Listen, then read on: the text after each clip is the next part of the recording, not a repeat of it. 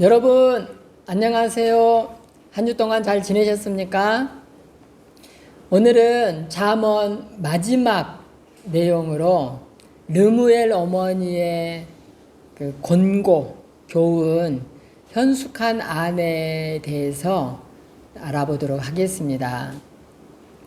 오늘은 여자, 특별히 아내를 어떻게 맞이하는가 이거에 대해서 알아보는데요. 우리 역사 속에서도 평강공주가 있는데 이 평강공주가 온달이라는 사람을 장군으로 이렇게 만드는 것처럼 참 기가 막힌 여인이 있었지요. 또 아내를 잘 맞이했을 때 남편이 오히려 성장하고 발전하는 그런 경우도 많이 있었지요. 오늘은 이 결론부터 말씀을 드리자면은 임금의 어머니, 그러니까 왕비가 왕한테 하시는 말씀인데 갑자기 여인이 집에서 이렇게 막 해야 된다는 게 계속 나오는데, 그리고 여인을 칭찬한다는 게 나오는데 여인의 포커스가 맞춰진 게 아니고 임금이 한 나라의 국모를 선택을 할 때 누구를 선택할 것인가, 현숙한 여인, 지혜로운 여인을 선택해야 되는 거잖아요. 그 지혜로운 여인을 선택하려면 임금인 너는 어떠해야 되느냐는 것을 말씀하는 거예요. 여기서 임금이 포커스지 여자가 포커스가 아니에요. 지금 내용은 잔뜩 여자에 대한, 아내에 대한 내용이 나와 있다 보니까 여자는 이래야 되는 건가? 이렇게 살아야 되는 건가? 이렇게 돼 있는데 아니에요. 포커스는, 초점은 임금이에요. 남자예요. 이 남자가 아내를 맞이해야 되는데 어떤 여자를 맞이할 거냐는 거예요. 그런데 아무 여자나 막 이렇게 맞이할 수는 없잖아요. 그러면은 어떤 여자들을 이렇게 이제 선택을 해야 되잖아요.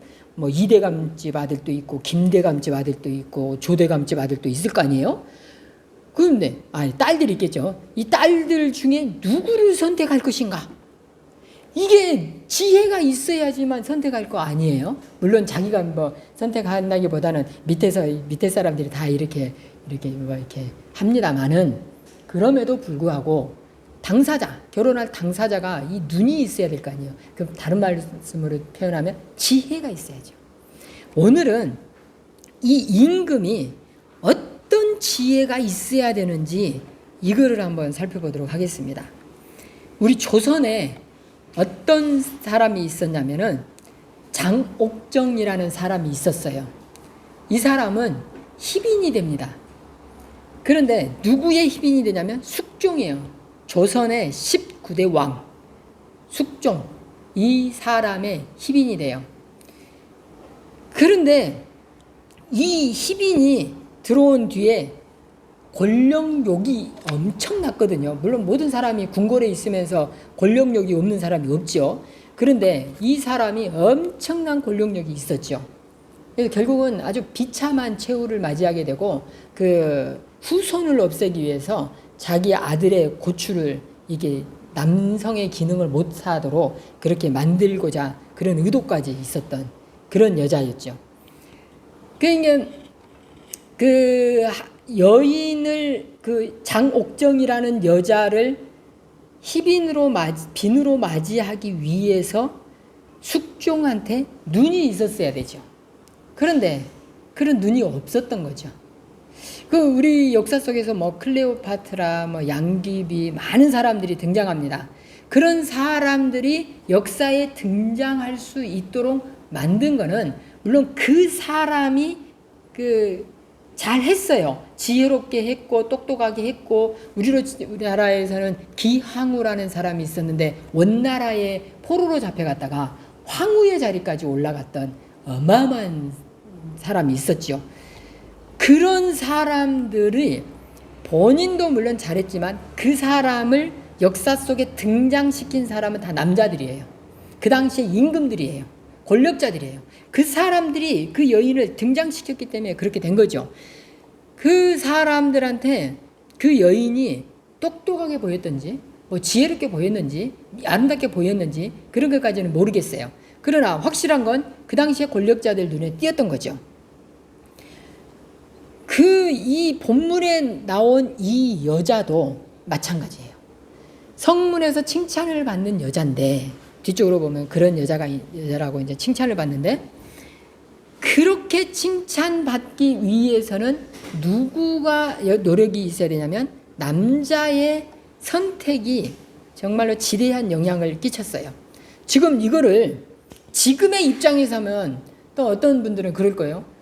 뭐 여자는 남자의 선택만 받아야 됩니까? 이렇게 할 수 있는데 지금은 지극히 고대 사회의 입장에서 이야기하는 거예요.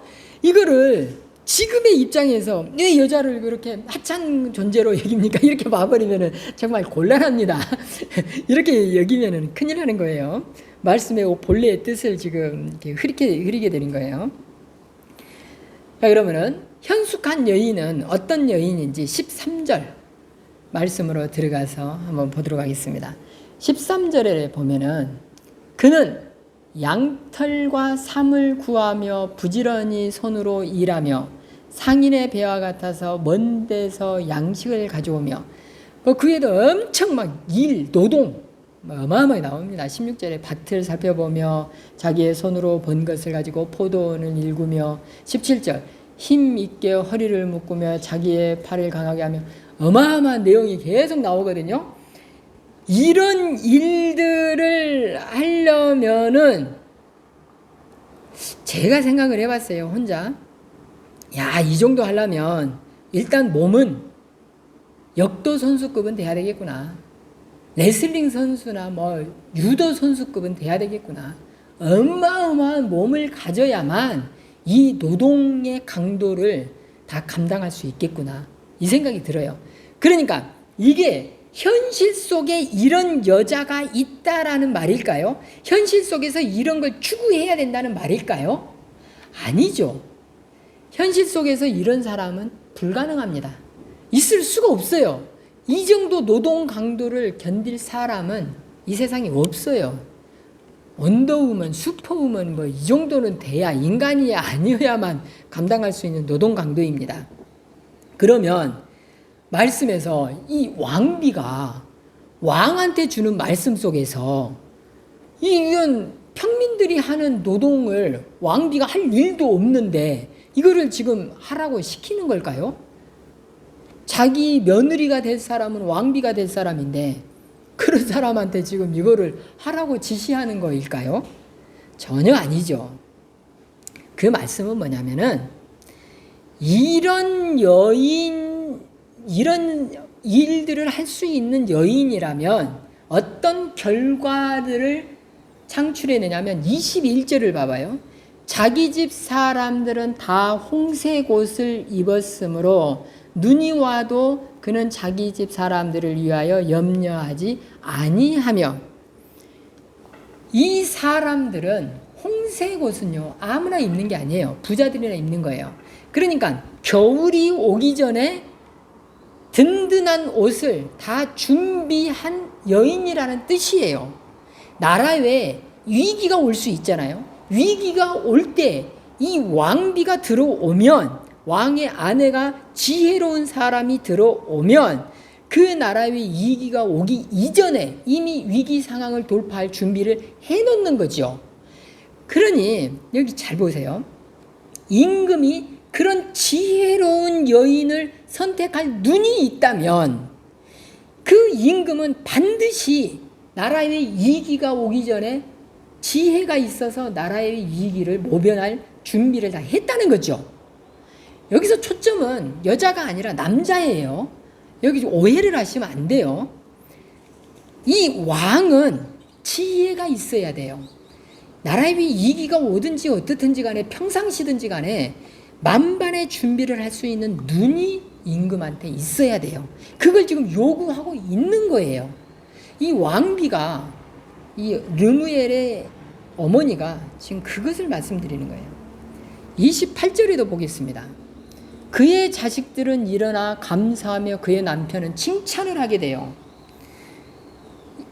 이 어머니가, 한 집안의 어머니가 지혜로우면 그 자식은요, 어머니한테 이렇게 말하지 않습니다. 그 싸가지 없는 사람들 중에 이런 사람들이 있어요. 부모가 나한테 해준 게 뭐가 있는데, 이런 발언을 하는 자녀들이 있습니다.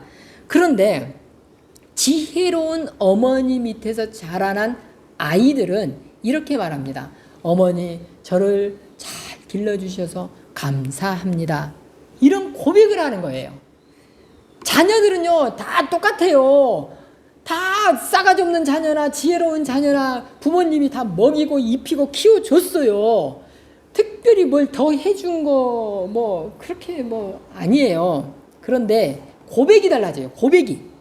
지혜로운 부모 밑에서 있었던 자녀는 부모한테 감사합니다 라고 고백하는 거예요. 근데 그 옆에 있던 남편은 그 아내를, 당신은 많은 덕행 있는 여자들이 있지만 그 중에서도 가장 뛰어납니다, 이런 고백을 했다는 거예요. 29절에 그게 나오는 거예요. 그런데 거기서 그치지가 않아요. 어디서 이 여인은 칭찬을 받냐면 30절, 고운 것도 거짓되고 아름다운 것도 헛되나 오직 여호와를 경외하는 여자는 칭찬을 받는데, 어디서 칭찬을 받으면 성문에서 칭찬을 받아요. 성문은요, 어디냐면요, 재판을 하는 곳이에요. 그 마을에 인품이 훌륭한 장로들이 있는 곳이에요. 성문이라는 자리는. 그 인품이 훌륭한 장로들만 앉아 있어서 재판하는 그 자리에 그 지혜로운 아내 남편이 앉아 있는 거예요. 마을에 원로들이 있는 재판의 자리에 이 남자가 앉아 있는 거예요. 엄청난 일이에요. 지혜로운 아내를 볼 수 있는 눈이 있는 사람은 이미 지혜로운 사람이고 재판의 자리에까지 오를 수 있는, 쉽게 말하면 장로의 자리에까지 오를 수 있는 그런 사람이 되는 거예요. 대단한 거죠. 근데 지금 이 말씀을 하는 사람이 누구냐면 르무엘의 어머니 왕비가 말하고 있는 거예요. 그런데 이 왕비가 어디에 살았던 사람이냐면 궁에 사는 사람이잖아요. 궁에 사는 사람은요, 엄청난 정적들과 싸우는 사람이에요. 정치적인 적이 있잖아요. 그 적을 물리치지 못하면 자기가 물에 뜯겨서 죽는 거예요. 그런 틈바구니 속에서 사는 사람이라고요. 그러니 얼마나 많은 여자들을 봤겠냐고요. 수많은 여자들을 봤다고요. 그 본 여자 중에 이쁜 여자 없겠어요? 수없이 이쁜 여자들을 다 봤죠, 이 왕비는. 그런데 그 겉모습이 이쁜 여자들 속에서 하나님을 경외하지 않는 여자들의 그 속이 얼마나 더러운지 간파를 한 거예요, 이 르무엘의 어머니가. 그러니 자기 아들한테 그것을, 핵심을 가르쳐주고 있는 거예요.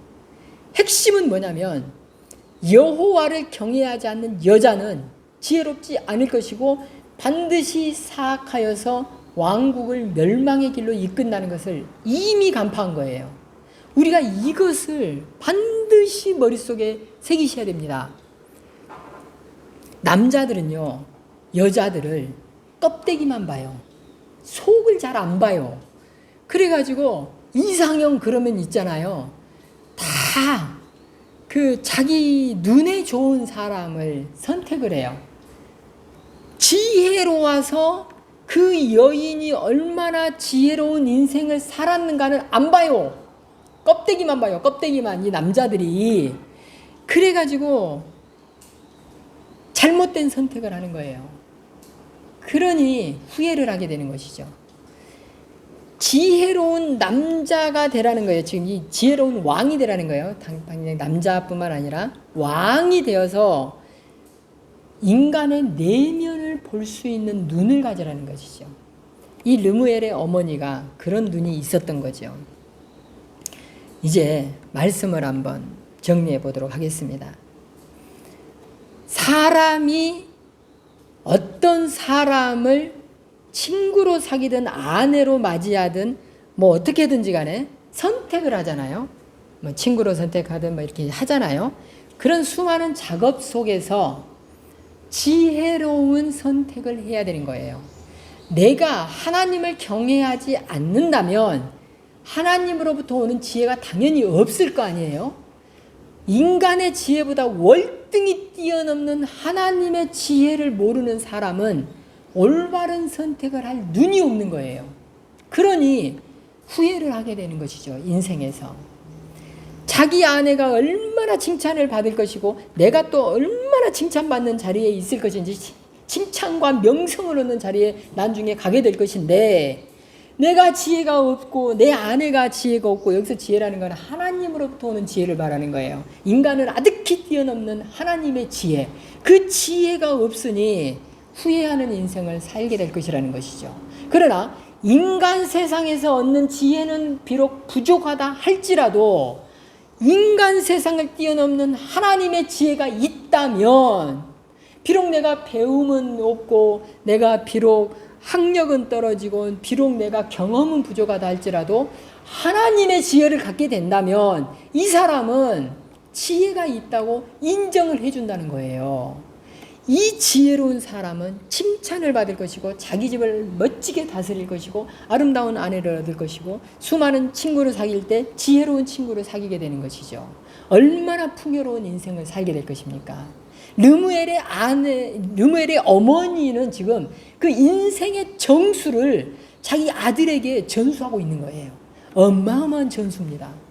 저는요, 바라기를 우리 초지교회에 있는 모든 성도들이 다 그런 후손들에게, 후배들에게 이런 인생의 정수를, 지혜의 정수를 전해줄 수 있는 그런 사람들이 되기를 바라겠습니다. 감사합니다.